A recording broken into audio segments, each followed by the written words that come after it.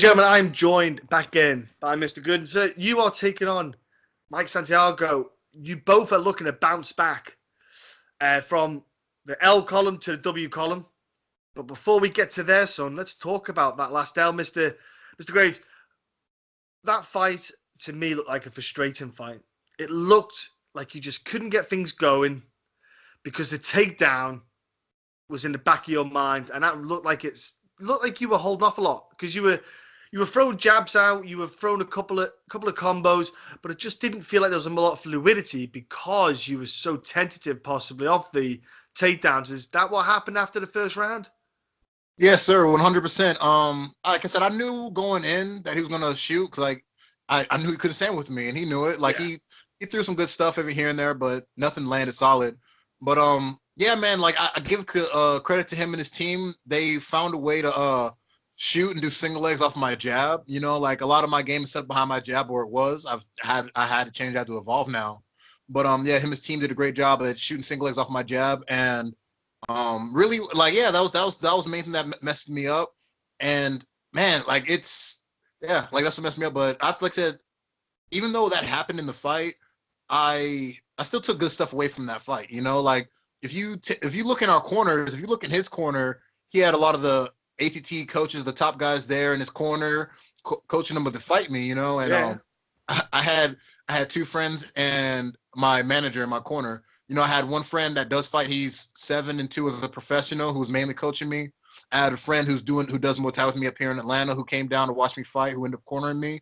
And I have a manager who, like, he manages fights, but he doesn't like really know fights that well, cornered me, and I went 5 rounds with Mike Graves. You know, so I've shown that I can hang in there with the top UFC guys. Like even though he got cut from the UFC over stupid reasons, he didn't ever lose in the UFC. So I've shown that I can hang with the guys, go 5 rounds with some of the best. Like I said, it just wasn't my night, and I couldn't get stuff going. Didn't have the right guys in my corner coaching me. So, like I said, congrats to him. He got the W, but I'm gonna bounce back, man, the best way possible. You look like you came on stronger though, like in the latter part of the third, fourth round. You know, it looked like you got a second wind in you though. Because when I was watching it, albeit at stupid o'clock in the morning, thanks to the US time zones. But, you know, obviously you could see that there wasn't, like, to be fair, he didn't do a lot on top either. That was what's really frustrating. I was like, he wasn't taking the risk of going for the submissions because of potential sweeps. And the ground and pound was a bit lackluster. It was more just a case of keeping the referee happy. They make it look like he's busy. But I thought, man, like, lay and pray ain't going to be anything that people are going to look and be excited about. And it looked like you kind of started to get into your groove a little bit because obviously both of you are a bit sweaty. It's a little bit humid there. And obviously when some of the takedowns failed on him and you were escaping then and you were starting to get a bit of striking off. How did you feel with the 5 rounds? Because you looked like you came on, like, say, the second wind coming into your body. You started to look a bit more impressive. How did you feel in general doing the hard 5 rounds? Because grappling is rough. Yeah, grappling. I'm a brown belt, you know what I mean? So I've been grappling since I started this game. But like I said, I feel fine. Like I was never gassed. Like I never had to sit down on the stool. Like that's something I don't believe in. I don't believe in sitting down in between rounds. And nothing, like I said, that's what annoyed me the most about the fight. I wasn't tired. I didn't go backstage and be like, you know what I mean? It was just, I got dick rode for 5 rounds. You know what I mean? Like you said, he didn't do much ground and pound. He did enough to have good base where I couldn't sweep him, couldn't submit him. Like he stayed back enough in my guard where I couldn't, shoot real submissions on him. So like I said, he did enough to get the nod, you know, so congrats to him. But yeah, man, like we've fixed that. We're fixing holes in my game. Like I said, you win or you learn. Like I don't really believe in losing. You just win or you learn. And fighting is a long journey. You know what I mean? I'm 16 fights in. So I'm really happy. Like I said, I'm really happy with my, I'm not happy with my performance, but I'm happy at when I went back and looked at it, how, like I said, I went 5 rounds with a UFC guy. And like I said, I hung in there with him. There was never a point where I was in trouble where like the rest about to stop the fight. He never, like, I tell you what, the worst spot he had me, I think it was like the second round guillotine where I rolled and he had it in mount. And he it was tight. I'll admit, I even told him after the fight, it was very tight. I'm not the type to tap though. You don't have to kill me, man. Like, to me, like the time people take to tap, it's the time you could be using to escape. You know what I mean? So And like it's funny because once after they tap, they get up and they're fine, and I'm just like, what the fuck? That's some pussy shit. Like I said, I rather go out. I'm the guy who rather goes out in the sword than like I hate when they say go out in your shield or some shit. Like you have to put me out, man. You have to kill me to get me out of there. So yeah, man. Like that was the tough spot in the fight for me. But other than that, I was fine. My gas tank was fine. Me and my team trained very well for it. I was running my miles, so it was just knowing that I knew it was just wrestling and I mentally checked out. So like I said, there was a lot of stuff I had to overcome. And I'm glad that I've had this time. Like I said, I told you I wanted to fight immediately right after the fight because I hate losing. Learning like that. And I know, like, I want to get that bad taste out of my mouth. But I'm glad that I've had this time off. Even though I've been training, I had to figure out who I am as a fighter. You know what I mean? Like I said, I mentally checked out in the fight because I just got tired of the wrestling. Like I said, I checked out mentally. And like you said, I came back later in the fight because I was like, dude, I'm fucking down. You know what I mean? Like I might lose this fight. Like that started to come back on. And you can't do that in this sport. You know what I mean? You can't mentally check out. You have to be in the fight the entire time. And like I said, I beat myself that night. But like I said, I had to learn about myself, learned a lot about myself, and I'm ready for this fight this Friday in New Mexico, man. I can't wait to go out there, man. I'm fighting a Greg Jackson guy in their hometown. You know what I mean? So this will be exciting. This will be fun. Oh no, yeah, I was going to say you got a guy's well, it's 175. So we talked off air about you want to go maybe to 185, the weight cut to 170. It's a big drop. And we could talk for about an hour and a half or more on just the weight classes alone, how there should be more weight classes, the weight cut, the methodology and weight cut and all this stuff. Obviously, weight training, just in general, your body just develops and you grow a little bit in time. So 175 is probably going to be a bit more comfortable cut for you. But 185 in the future, do you feel then that you'll probably have a bit more in you? Like, so for example, let's say this 5-round fight you had, you did good, like gas tank wise. Do you think to yourself, man, 3 rounds, I can actually go at a higher tempo than I have been going? I probably feel like realizing that you probably were maybe not going at your full potential. Now you think, man, I can actually go a little bit like maybe 5% more this round and 5 on this round. And 5, I can actually probably go a bit harder than I wherever was. And does that excite you that you could probably go harder now? Oh yeah, like I said, the cutting to 170 is definitely depleting me. Like when I go out into the fight, I feel like a very depleted version of myself, you know? And it's just like I said, I have to cut a lot of weight. I usually cut 30 to 40 pounds to make 170. And yeah, man. So like I'm really giddy and excited to try out 185. You know what I mean? Like I said, to cut less weight, like I can make 185 without having to hit a sauna, you know, or having to get an Epsom salt bath. So it's just I'm really excited about it, and I know I'll be able to push hard. I know I'll be able to move better, and just the only difference at 85 and 70 is like I like to stand and bang. You know what I mean? I'll stand in the middle of the ring with anybody, swing it out. You know what I mean? At 170, I won't be able to do that 85. You know what I mean? I'm gonna have to stick and move, head movement. You know, keep both hands up. But yeah, I'm very excited to fight at 85. This fight at 175, it's gonna be interesting. See how I feel, but I know I feel a lot better at 85. So 85ers out there, I'm coming for you. And obviously, he's got not forget about the gym side of things. He was obviously on Dana White Contender Series, so he's got a little bit of recognition on his that sense because obviously UFC must have seen his performances on a regional to bring him onto there.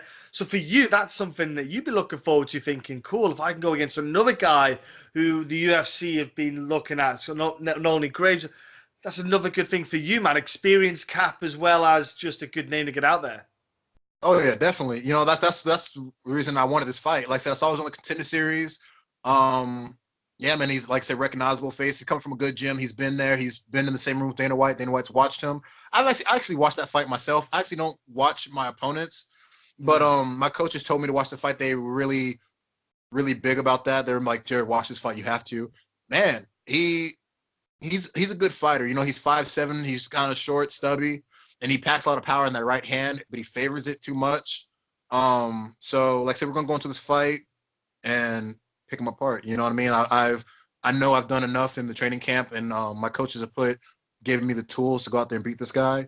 So like I said, I can't wait to go out there, beat this guy, have Greg Jackson look at me, and that's it. It's cool to beat a guy from a big gym like that. You know what I mean? Like you see him on TV, you have a coach, hear how they coach, and I just can't wait to go out there and shake his hand and say that I've bested him and his team. You know what I mean? That's something about me, man. I don't know. It's just something cool. So obviously we've had a little bit of a break between last chat. Any new games you've been playing? Red Dead Redemption obviously on the cards. Anything coming on lately? Yeah, man. I beat Red Dead Redemption.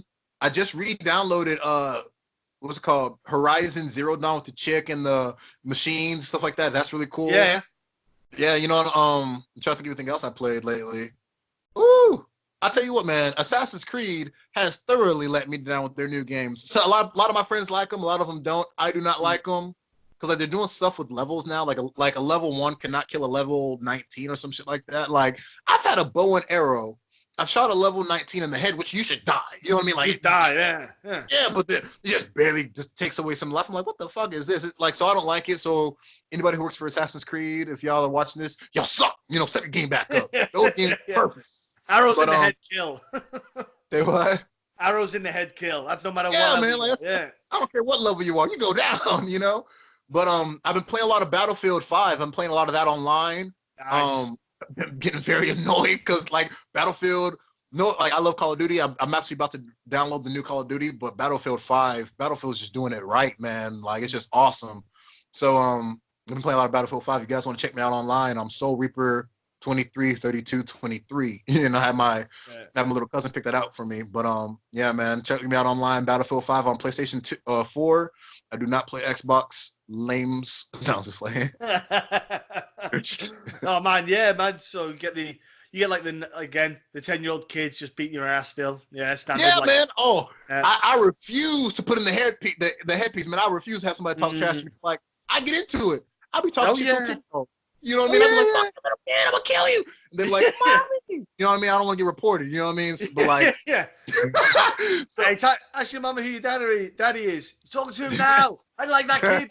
You know what I'm saying? So I try not to play online unless I'm playing with my friends and I know them. Yeah. But yeah, man. Like exactly. So you can have a bit. Yeah, when it's friendly banter, it's all good. But when you get those 10-year-old kids whooping you, it's because me and my friends did that. We did the same. Me and my friends got on a team, and we all went to go on and against these other people. We didn't know who it was, and it was just a bunch of kids, and they beat the shit out of us. And we're like, we're fully grown ass men. And then we're getting just mocked by these kids. And we're like, this is just the worst day ever. We're coming up. We just came off. We just shut off. We're like, no, we're going to do this. Like, kids have all day. I'm going to lie to you. I am a true gamer. Like, when I was in high school or middle school, I would skip school, stay home to play video games. Same here, man. Yeah. You know, now I'm an adult. Got to go to work. I got to go to the gym, teach classes. Kids can stay at home, play video games. That's why they're whooping me, man. It's not fair. Oh, no, I remember when I was at high school, we had this geography project. We were talking about it was about the rural district line. So where basically the city was integrating with the country, how it's expanded. Basically, where I lived was kind of just on that border. So we'd just go to my house, which was just because like teachers would let you go out for the lesson to research it, let's say, and educate yourselves on it. And we were like, yeah, okay, yes, sir, yeah, sure. So me and 4 of my friends would go around to my house, and we're like, what are you doing? Oh yeah, we're just doing research. I'm just going to play the computer for like an hour and a half in the lesson. Go back to school. Yeah, great, sir. Yeah, that line, that bush, the road. Yeah, crazy. Yeah, sir. We're gonna smash this coursework. Of course, I didn't. I failed it. But oh snap! yeah. Stay in school, kids, and listen to your teachers. For real. Yeah. I didn't listen to everything they said, but man, that was what computer games are. But like when you see it in real life, man. So you said about the jab before, those single leg takedowns. So you're heavy footed on the front leg. Do you watch Lomachenko? Because I would bring him up time and time again. He is a beautiful work. Oh, he's a masterpiece, isn't he? He is like I don't know, Picasso, whatever you want to call him. He's an artist.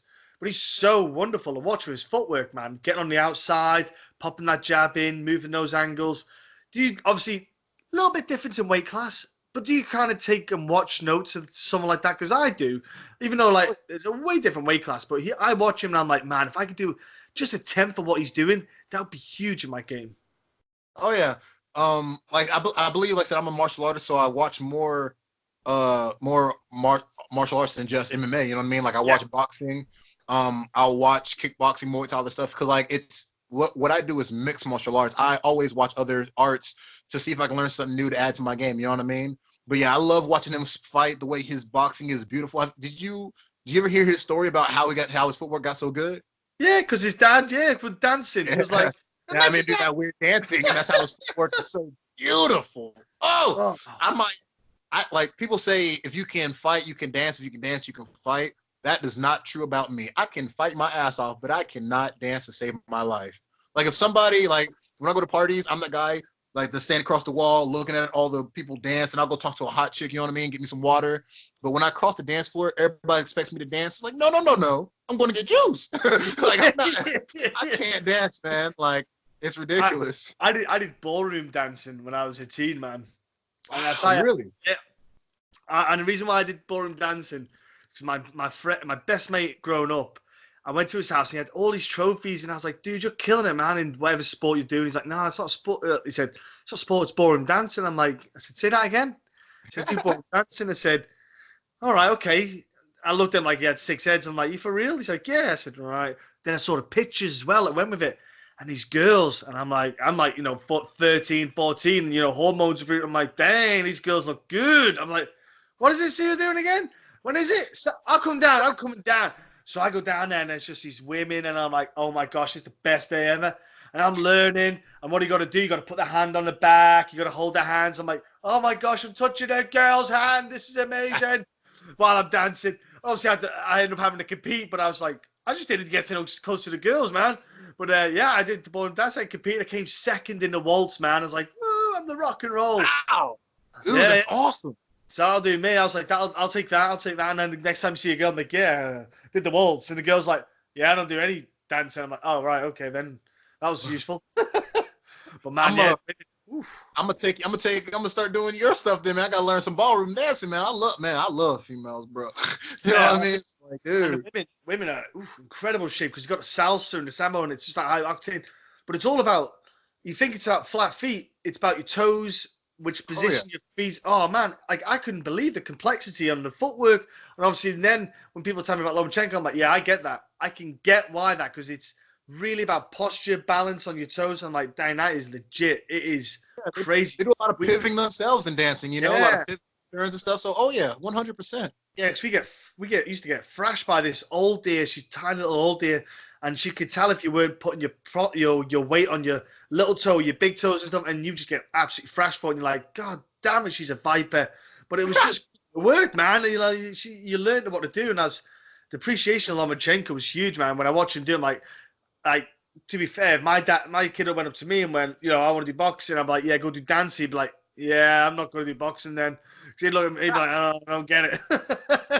Like, I'm just going to play on the computer instead, Dad, whatever, you know what I mean? But no. I told him, yeah, I probably would have done the same thing. Go dancing?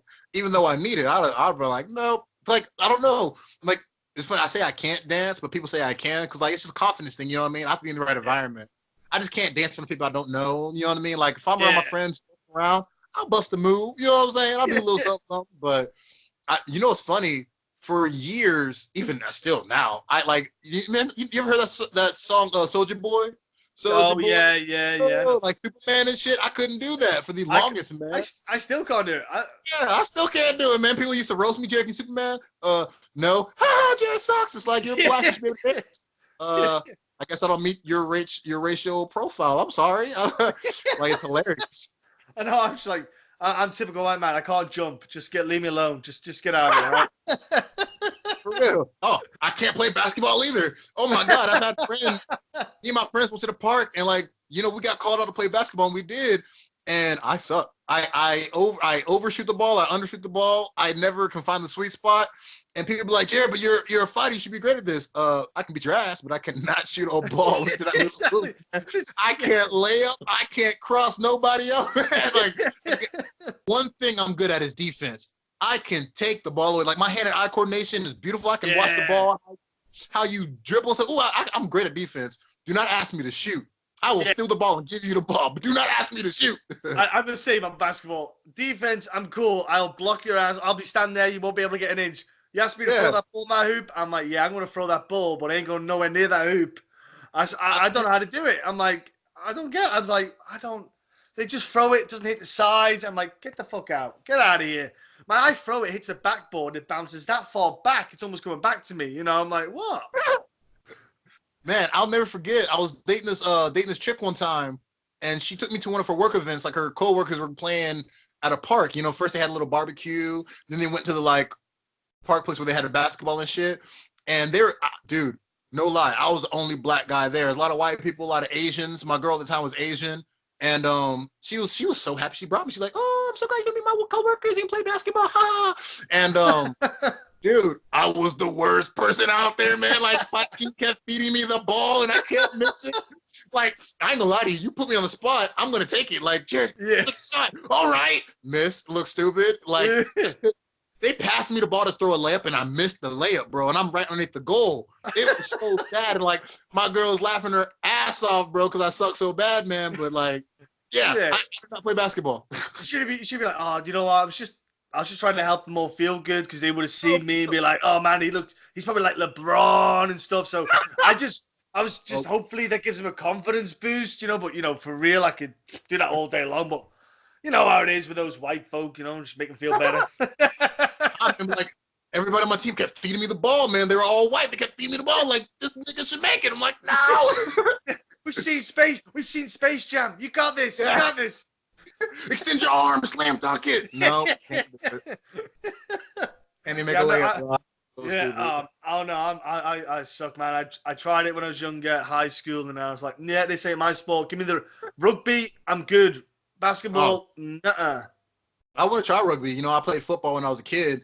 I love mowing people down. You know what I mean? Yeah. Like, there's something about it. Like, that's why I fight. I love the physicality of it. You know what I mean? So, some rugby. Oh yeah, I knock some motherfuckers down. You chug them and shit. Oh my god. Where'd you play football then? What position you play? I played everything but quarterback. Like my first year, I played middle linebacker and safety. Yeah. The years after that, I started getting bigger, so they put me on the offensive line. That was nose on defense. Then I was a tackle. But I played every position. I even ran the ball a couple times. I played every position but quarterback. It's because I told my coach, and it was funny, I can throw the football pretty fucking far. Even at the age I was at, I could throw far for my age. But I just never take the pressure of the game depending on me. It's kind of the reason why yeah, because the calls, isn't it? You got to think, you got to remember 4 routes, where they're going to be. You got to find which one of the 4 is free, and then throw the ball ahead of that man, and you got to time his run to your pass. You're like, nope, not going to happen. You watch Tom Brady do it like in 2 seconds. You're like, how the fuck did he do that in 2 seconds? What is this? Is he watching slow motion or something? What is going on? Yeah, pause time. All right, more options. No, it's just I couldn't take the pressure of anything like imagine the last play of the game is 2 seconds left. You just called time. You know what I mean? You have to throw the game-winning football. You know what I mean? You have to go 70 yards in 2 seconds. It's like, I don't want the pressure.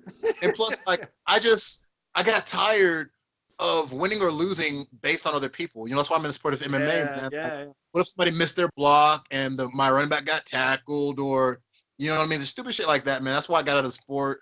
You know, I played for 5 years. That's why I like MMA. You know what I mean? Don't be wrong. I'm a team player in the gym. Or even like I was just coaching a teammate out there fighting. He fought last weekend. I love the camaraderie of MMA, but I love that at the end of the day, you win or lose by yourself in the cage. Either you did enough or you didn't. You know what I mean? And so that's why I love MMA. You know what I mean? Like I said, I love my teammates at the gym, but I love that it all comes down to me at the end of the day. Yeah, they'll do everything they can to prep you. They'll assist you 100%. So it's not like a one-man team. Then at the end of it, it's all on you. We've given you everything we can. You've got to just deliver now, man. And if you don't, you don't. You do, you do. Exactly. That's what I love about the sport, man. So yeah, man, that's why I'm in my home, man. Yeah, it is. It's great like that. Like you say, I'm saying when rugby, when I used to watch people miss tackles, and I'd go up to them and be like, I'm gonna fucking lay you out if you miss another tackle, or get off this pitch. Oh yeah, I'm like, get off the pitch. You can't tackle. Get off. I don't not play people who can't. I'd rather have 14 guys on the pitch. It's 15 aside. I in rugby. I said I'd rather have 14 guys on, and I'll tackle for you in your place because you can't make them. I'll do twice as many tackles. I said, get off. I didn't care. Because if you miss tackle, there's no excuse. Just lazy. Like my 4th year playing, when I was the captain on defense, if somebody missed an easy tackle, I would tell them to go off the field and I'd signal for my coach to bring somebody else. I don't care who it was. I don't care if their offense, they didn't know what the fuck to do. But if you miss an easy tackle like that, get off my field, bro. Like, you don't belong out here. You know what I mean? Like, I don't know. Like, that's the kind of asshole I was. I was an asshole. Yeah. Oh, when I'm on the pitch, yeah, I'm an asshole. But it's because you want to win. You want that's fine. Like, as soon as that final whistle goes, you're my boy. I love you. You know, yeah. Let's go to the bar. Let's go have a laugh. Let's chat. But for those 80 minutes, I am your enemy. Even though I'm in the same jersey as you, you're gonna hate me. But it's only because I want to win. That's all it is. At the end of that fight, end of the match, I just want to be a winner, man. I love winning. Like, I love playing and lifting that trophy and win the title, man. We did it for years, and I loved it, man. Absolutely loved it. Yeah, man. Look, you got a chance here to get your hand raised again against Mr. Santiago, and I'm looking forward to seeing you back. And it's good to see you smiling and seeing you ready to go back in there and throw down. And look, I thought you put a good performance against Graves, considering the restrictions that you had because of what he was doing, what you offered. I thought I was impressed by it because I thought he was just nullifying like a wet blanket. You know, he was very just keeping you kind of restricted, but he was not doing any offense. It was like he was playing it safe. Like he was too scared to engage in anything potentially dangerous or offensive because of repercussions of what could happen if it didn't go wrong, if it went wrong, man. So I was impressed by the fact that, you know, you smack talking, but you were still throwing. You didn't care. I was dying though. I was like, dude, throw some uppercuts and knees, man, in those combinations, and that would deter him. Or if it didn't deter him, he would go into them when you threw them. I was like, man, at the start of the combination, fake an uppercut, end with a knee, and it would just all that stuff. I was just in my head, man. I was like, oh, just throw a goddamn uppercut. Man, that's what I kept telling myself. Like, that's what I saw after the fight. And again, man, if I've had my normal corner there, like for this fight, I have my Muay Thai coach flying out this time with me. Yeah, man, it's just I didn't have the right people in my corner to tell me stuff like that. Yeah. And now, like, we've all sat down and talked about it. Like, he will be there for every fight now. You know what I mean? Like, I told him I don't care if to pay you, pay them, pay whoever's fighting at the same time off, whatever. He's gonna be in my corner. I need, you know, like I said, even though this isn't a team sport, there's still a certain team that you need for it, you know. And like it's like Formula One or what you call it? No, what you call it in America? Where they going around a circle? It's boring as crap. What's it called? Daytona. NASCAR, whatever it is. Yeah, it's the boring version. Just sit there and spin. Boring. So I'm not boring. At all. Let's do that 500 times. No, let's not. Like, oh, they're gonna do, guess what? A left turn and another left turn. Oh, that's so annoying. The only team part about it is the pit stops. Yeah, people in the pit. Yeah, exactly. Yeah, like that's like in synchronization. There's like a drill to it, and they nail it. Kind of like MMA and even boxing. You know, between those minute rounds, it's precision. You need to get the right information in that right minute, because those next 5 could be all that changes the whole game of the fight with that one bit of information, maybe. You know, even if Skype me and I'll tell you what to do. I'm like, dude, just throw this combination, get to the cut to your left-hand side. And that's it. That's all you do. Jab, cut the angle, pop, you're in. I'll do it all day long. Easy work. Oh, yeah. I break down too much, man. But look, I look forward to watching you scrap, man. I'm not Jackson. I don't know if they don't stream it, do they? If you add me on Facebook, I'm going Facebook Live. The guys in my corner are going to go live on my Facebook. Oh, cool. Nice. Yeah. Add me on Facebook, guys. Everybody watch the interview. My name is Jared Gooden, Jared. Gooden, Gooden. I'm going Facebook Live this Friday with my fight. Tune in, man. Like I said, I promise. Cool. I promise to finish. I'm not one to go to the judges. I don't care for it. Like, in my mind, if I'm going to the judges, I'm losing. I'm going out there to finish. I go out there to kill. So I hope you guys tune in. It's going to be a beautiful fight. Like I said, I consider myself a Picasso, you know what I'm saying, an artist. I love blood, and the canvas is my canvas, and I plan to make a masterpiece this Friday night. Check me out. Nice. And what other social media stuff you got, bro? Social media, again, find me on Facebook, Jared Gooden. On Instagram, I am Night Train MMA 23. Night Train is NITE. Train MMA 23. On Twitter, I am capital J, capital G, Night Train 23. Follow me, guys. Like I say, keep up with me in my life. Man, like I said, I promise devastation this Friday, guys. Check me out. Good stuff. And last but not least, sponsors who are helping you out, and obviously your gym. Give a shout out to your corner team and family and stuff.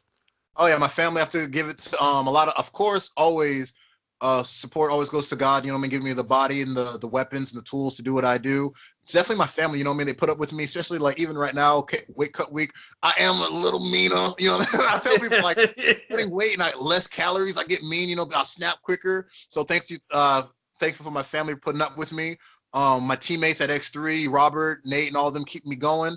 Yeah, man, sponsors. Shout out to Muscle City Barbell. They hooked me up with a great pre-workout, helped me train, especially when I'm tired and don't want to.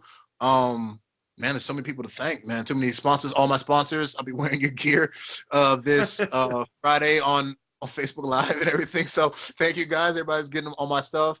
Man, like I said, I can't wait to go out there, put on a performance. Thank you for everybody to help me get here. I hope I make you all proud this Friday night. Tune in, ladies and gentlemen. Jump onto his Facebook. And, dude, as always, pleasure speaking to you, man. Thank you, bro. Thank you for having me.